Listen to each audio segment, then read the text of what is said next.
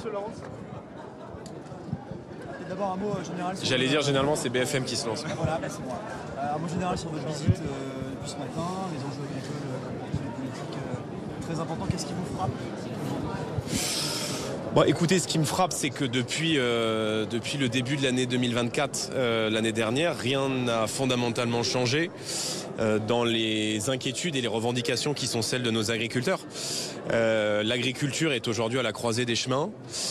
Et le grand choix aujourd'hui qui se pose à la France, c'est est-ce que nous resterons une nation souveraine sur le plan alimentaire dans la décennie qui vient, ou alors est-ce que nos exploitations agricoles disparaîtront? Le choix qu'a fait Emmanuel Macron, et qui est aussi le choix qui a été fait au niveau européen, c'est de plonger l'agriculture française dans une politique économique qui trait à la décroissance et qui vise à multiplier par une surchauffe réglementaire les normes environnementales, les accords de libre-échange et une fiscalité qui étouffe et qui écrase aujourd'hui le métier d'agriculteur.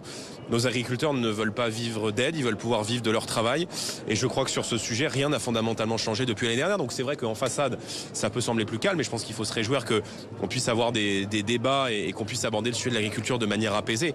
Mais je peux vous dire que la colère est très forte dans le monde agricole et que les annonces qui ont été faites par le gouvernement sont très largement insuffisantes.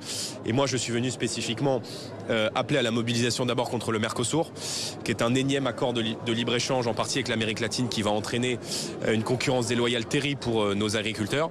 Et évidemment, je suis en campagne contre le Green Deal et contre le Pacte vert, parce que je pense que toutes les grandes puissances qui aujourd'hui réussissent dans la mondialisation, à commencer par ce que prévoit de mettre en œuvre le président américain, c'est un soutien à leur marché intérieur, c'est la défense de leurs intérêts. Or, nous qui avons déjà l'agriculture la plus propre au monde, on s'impose des normes et des règlements qui ne sont pas appliqués aux produits qui rentrent sur notre territoire. Donc si on veut sauver l'agriculture française, il faut mener la bataille contre le Pacte vert et contre le Green Deal qui est inspiré de l'écologie punitive. Est-ce que vous avez les moyens de faire abroger le Green Deal au Parlement européen? Vous avez les moyens de mettre fin au Green Deal, véritablement? Aujourd'hui, la balle est entre les mains des Républicains. Moi, je suis à la tête du 3e groupe du Parlement européen. J'ai proposé à toutes les forces patriotes du Parlement européen, à commencer par le groupe ECR et ESN, que nous nous mettions autour d'une table pour exiger l'abrogation de ce pacte de décroissance qui pèse aujourd'hui sur les entreprises européennes, évidemment sur nos agriculteurs, mais aussi sur notre industrie automobile, mais aussi sur notre énergie nucléaire. Le PPE, je le souhaite, devrait pouvoir s'y associer. Donc si aujourd'hui l'agriculture française est plongée dans la décroissance, en raison de ce pacte vert et de la stratégie de la ferme à la fourchette qui en découle, c'est la déclinaison agricole du Green Deal, c'est en grande partie de la responsabilité désormais du PPE. Donc moi je les appelle à être courageux et à rompre la situation de presque d'otage dans laquelle il se trouve depuis très longtemps avec la gauche et avec les macronistes au Parlement européen. Monsieur Bardella, vous revenez de Washington, vous avez tenté de participer à la conférence des conservateurs américains. Est-ce que vous regrettez finalement d'avoir voulu vous mettre participer à une conférence où il y avait des figures radicales conservatrices? Non, je ne regrette rien et je me réjouis que tous les partis patriotes, non seulement d'Europe mais du monde, puissent se retrouver, puissent travailler, avancer ensemble. Parce que je crois qu'il y a dans ces différents partis politiques de par le monde et désormais dans de plus en plus de gouvernements, au-delà des singularités qui sont propres à nos intérêts et à nos nations, une volonté de défendre l'intérêt de nos pays d'abord. Et ce vent de liberté qui souffle aujourd'hui sur toutes les démocraties occidentales, Trump l'incarne aux États-Unis, nous l'incarnons en France, nous l'incarnons avec nos alliés en Europe. Maintenant, il est certain que le geste de Steve Bannon était une provocation qui, moi, ne me fait pas rire. Donc je n'ai pas souhaité m'exprimer après ce geste sur la scène de la CIPAC. Mais ce qui n'entache pas d'ailleurs ce qui est...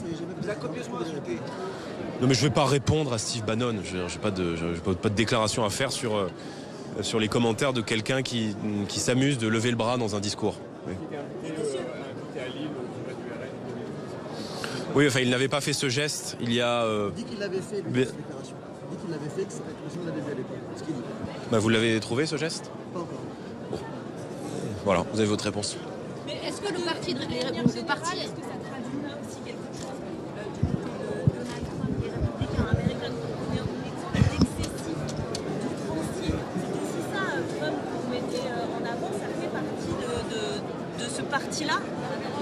Non mais madame, si on ne discute qu'avec des gens qu'on trouve qu'on considérait comme nos amis et nos semblables, alors à ce moment-là, on discute avec personne. Nous avons évidemment des différences avec l'ensemble des partis patriotes du monde, avec le Parti républicain américain sur la manière d'aborder la politique, sur les intérêts à défendre dans nos pays respectifs. Mais nous sommes de facto les interlocuteurs privilégiés de ce nouveau monde qui est en train de se mettre en place aujourd'hui autour de nous. Et donc ce voyage, ça a aussi été l'occasion d'abord de nous faire connaître auprès des médias américains. Et j'ai eu l'occasion de m'entretenir et de réaliser des entretiens avec beaucoup de vos confrères et beaucoup de chaînes de télévision là-bas. Mais aussi avec des cadres du Parti des Républicains, des élus du Parti des Républicains. Et je crois que Steve Bannon, enfin je ne crois pas que Steve Bannon représente Donald Trump ou représente le Parti américain. Mais m'exprimer sur une tribune quelques heures après que l'un des intervenants ait usé de ce geste, ça me pose un problème de conscience personnelle. Est-ce que vous inviteriez Elon Musk à un meeting du RN, par exemple, comme l'a fait l'AfD? C'est pas prévu, mais je ne m'interdis pas d'avoir des relations avec, encore une fois, tous les partis patriotes du monde. Et c'était aussi d'ailleurs l'objet de ce déplacement à Washington et des nombreuses rencontres que nous avons pu avoir en marge de la CIPAC. Moi, je souhaite préparer notre accession au pouvoir.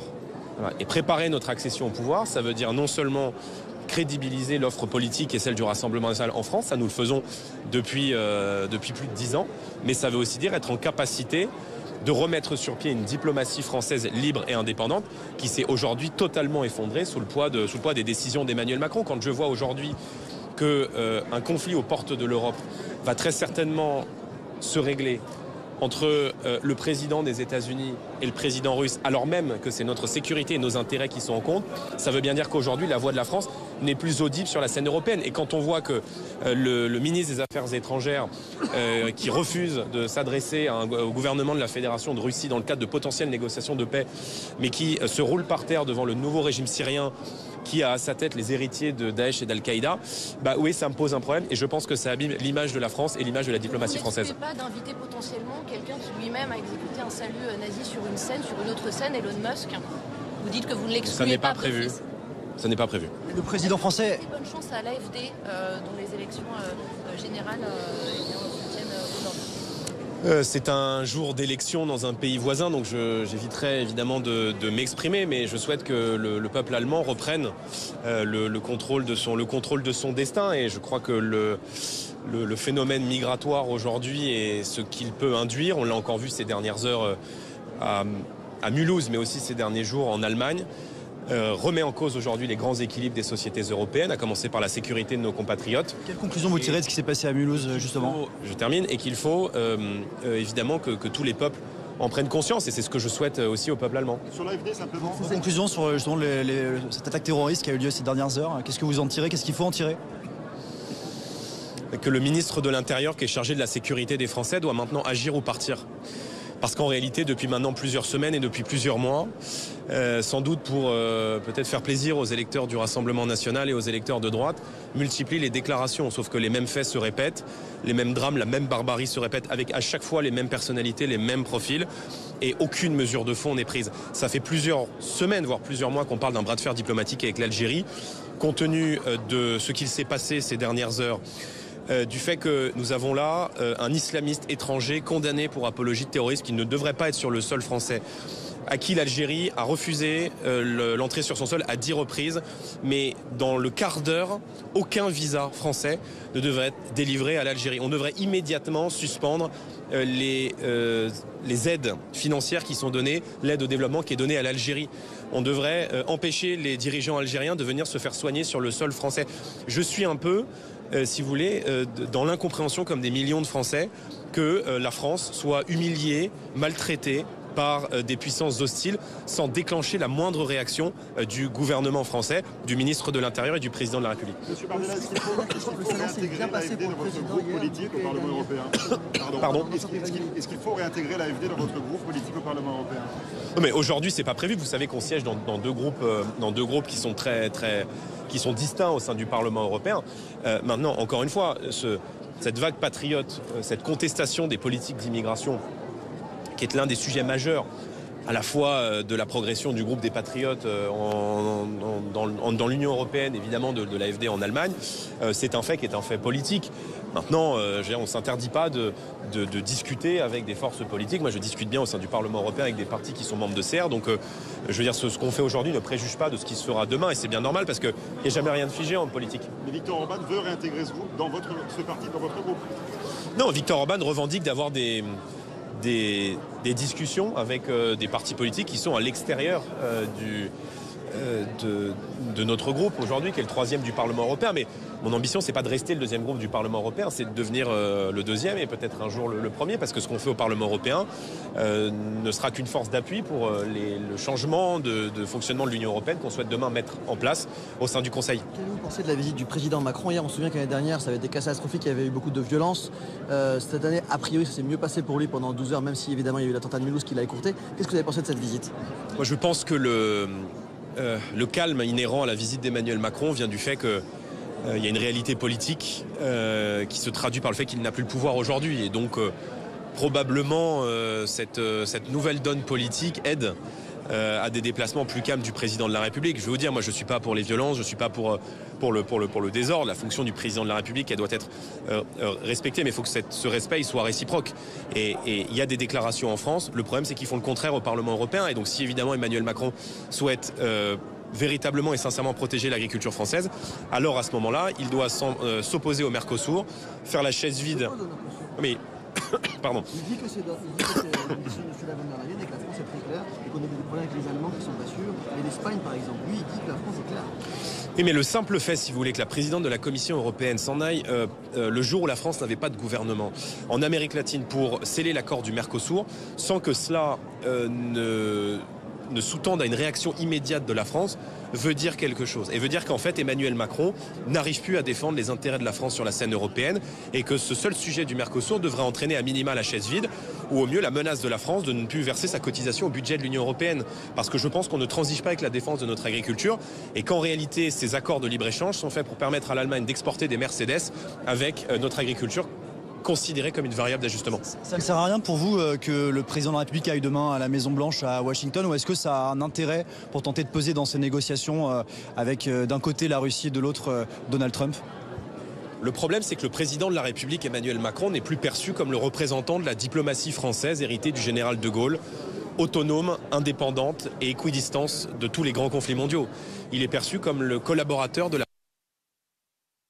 Et tant que le président de la République française, deuxième économie de la zone euro et de l'Union européenne, sera considéré comme le collaborateur de la présidente de la Commission européenne, alors la voix de la France et la voix de la diplomatie française ne sera ni entendue, ni écoutée, ni même respectée de par le monde. Ça ne sert à rien. C'est quand même un enjeu important. Vous parlez au jour le jour presque sur les agriculteurs, sur les normes et tout ça, mais il y a quand même un enjeu de pollution de la planète, de l'environnement et d'avenir. Ce Green Deal, il est fait aussi pour ça, vers la neutralité carbone d'ici 2050. L'environnement, c'est pas un enjeu pour vous? Quand on sera tous morts, on sera effectivement très neutre en carbone. Le problème, c'est qu'on n'aura plus d'agriculture, on n'aura plus d'industrie automobile et on n'aura plus d'entreprise. Et c'est ce que je ne souhaite pas. Or, Emmanuel Macron, par ce Green Deal notamment, et par les politiques qu'il soutient à Bruxelles, a entraîné la France sur le chemin d'une économie de consommation et sur le chemin de la décroissance. Nous sommes aujourd'hui une des économies dans le monde qui, en termes d'émissions de CO2, est parmi les plus propres au monde, 0,6% d'émissions de CO2. Et je trouve qu'il y a quand même un paradoxe à avoir les règles environnementales les plus dures et les plus drastiques pour un pays qui est parmi les plus propres au monde. Je ne dis pas qu'il ne faut rien faire. Je dis que grâce au nucléaire notamment, qui est l'une des énergies les plus décarbonées que nous ayons, nous devons pouvoir permettre à la France de redevenir une économie de production, une économie de croissance, réindustrialiser le pays. Mais c'est pas, si vous voulez, en rendant infernale aujourd'hui la vie de nos chefs d'entreprise et la vie de nos agriculteurs qu'on remettra la France sur le chemin de la croissance. Il n'y a plus un seul dirigeant d'entreprise aujourd'hui dans notre pays qui ne considère pas qu'investir, travailler et que consacrer du temps à l'économie française, c'est pas en train de devenir un enfer à la fois fiscal et normatif. Et je considère que ce pacte vert est un pacte qui est excessivement contraignant et qui fait peser aujourd'hui sur notre agriculture notamment le risque de sa disparition. Vous voyez bien que... Les catastrophes climatiques, elles aussi, elles ont des impacts sur les agriculteurs, par exemple. Aujourd'hui, si vous dites, si on est tous morts, il n'y aura plus rien, mais peut-être qu'entre-temps, les agriculteurs n'auront même plus de quoi travailler puisque les champs inondés, puisque des sécheresses et ces choses-là. Non, je ne crois pas du tout. En revanche, les États-Unis et la Chine, à eux deux, c'est 40% des émissions de CO2. La France, c'est 0,6% des émissions de CO2. Donc l'écologie que je défends, elle est raisonnable, elle est praticable, mais elle ne s'appuie pas, si vous voulez, sur un délire qui consiste à mettre la clé sous la porte, à en finir avec notre industrie, notre agriculture et nos entreprises. Or, toutes les mesures qui ont été mises en œuvre dans le cadre d'une Green Deal ont toutes été faites, et c'est une faute très lourde d'Emmanuel Macron, sans la moindre étude d'impact. Quand vous voyez qu'on veut aujourd'hui interdire les moteurs thermiques, la vente de moteurs thermiques à l'horizon 2035, alors que vous avez déjà beaucoup de nos compatriotes qui n'arrivent plus à s'acheter un véhicule, qui n'arrivent plus à mettre du carburant dans la voiture, qui n'arrivent plus à accéder à certains centres urbains, eh bien non seulement ça a des conséquences sur le pouvoir d'achat des Français, mais ça a des conséquences aussi sur notre industrie qui est totalement désorganisée. Donc l'écologie, oui, bien sûr, mais pas au prix de la mort de l'économie française et de la mort de notre industrie. Je ne souhaite pas que la France devienne demain un pays dépendant des importations. Or, c'est le chemin qu'on est en train de prendre. Et je suis venu ici non seulement tirer la sonnette d'alarme sur l'agriculture, mais apporter mon soutien aux agriculteurs français parce que je pense qu'ils sont une part de nous-mêmes, une part de notre identité et que sans nos agriculteurs, la France ne serait pas totalement la France. À propos de mort programmée, il y a celle de C8. Est-ce que c'est une purge politique selon vous ou alors l'application de la loi, comme l'a dit hier Emmanuel Macron? Non, c'est une décision politique. Et je pense que le silence du président de la République dans la fermeture de la première chaîne de la TNT est une faute. C'est une faute politique. La liberté d'expression est en train de reculer aujourd'hui en France comme partout en Europe. Et à partir du moment où la moindre chaîne tente une forme de rééquilibrage, elle subit une forme d'ostracisation. Donc la fermeture de C8 est évidemment une décision politique qui aura des conséquences non seulement sur le niveau de la liberté d'expression dans notre pays, mais également sur l'emploi, puisqu'il y a derrière plusieurs dizaines de personnes qui sont menacées d'être jetées sur le carreau en raison de cette décision qui est encore une fois une décision politique. Merci à tous. Il a dit hier que c'était une décision pas politique, justement. Merci. À de multiples reprises, enfreint la loi, a été rappelé à l'ordre. Quand il y a des personnes qui sont insultées en plateau, quand il y a ce genre de choses qui se passent, est-ce que C8 avait été avertie à de nombreuses reprises qu'elle sortait du cadre et qu'elle enfreignait la loi? Vous avez c'est la liberté d'expression, selon la Cour européenne des droits de l'homme. C'est aussi la possibilité de dire ce qui heurte, choque et parfois blesse.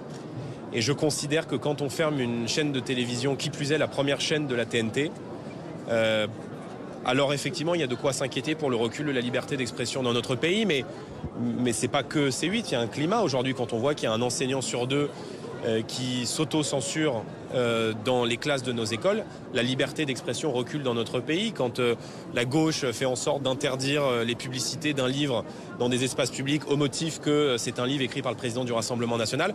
Il y a une dérive liée à la liberté d'expression dans notre pays. Donc on a le sentiment qu'il y a certaines opinions qui sont tolérées et que d'autres opinions sont un peu moins tolérées. Le seul souci, c'est que les idées qui sont aujourd'hui dominantes dans l'espace médiatique ne sont pas les idées qui sont majoritaires dans le pays. Donc je trouve normal qu'il y ait en tout cas à titre personnel, qu'il y ait une forme de rééquilibrage aujourd'hui dans le débat public. Un commentateur qui a par exemple mis des pattes dans les sous-vêtements de quelqu'un qui est en plateau avec lui. Donc on parle de choses d'humiliation. Est-ce que c'est ça que vous voulez que les jeunes aient en exemple aujourd'hui? Mais donc c'est quoi la liste en fait de ce qu'on peut faire et ce qu'on peut ne pas faire? Il y a eu une dizaine de condamnations par l'ARCOM de C8 et notamment de Cyril Hanouna. On est revenu dans 1984 d'Orwell avec un ministère de la vérité qui dit ce qu'on a le droit de dire et de ne pas dire. Je pense que c'est une pente très dangereuse et que de considérer que sur un plateau de télévision, quand des invités se mettent des nouilles dans le slip, on doit fermer cette chaîne, je pense que c'est un peu léger, si je peux me permettre. Merci à tous. Merci. Qui a maintenu son discours à Washington. Des relations parfaitement respectueuses. Nous siégeons aujourd'hui avec la Lega dans notre groupe au Parlement européen qui est l'allié de Madame Meloni. Mais elle fait partie de ces gouvernements patriotes qui sont le visage de cette Europe des nations que nous appelons de nos voeux. Et j'espère que nous aurons l'occasion demain de travailler au pouvoir avec Madame Meloni et Monsieur Salvini. Qui a maintenu son discours à Washington. Ça c'est sa décision. Il s'est passé quand même quelques heures entre le le geste de M. Bannon et le discours de Mme Meloni. Il se trouve que moi, j'intervenais quasi dans la foulée à quelques heures d'intervalle et que ça me posait un problème de conscience personnelle. Mais c'est important de dire que ça ne doit pas entacher la légitimité de l'ensemble des partis patriotes avec lesquels nous allons continuer à discuter, avec lesquels nous entendons travailler demain. Merci à vous. Est-ce que vous partagez le constat du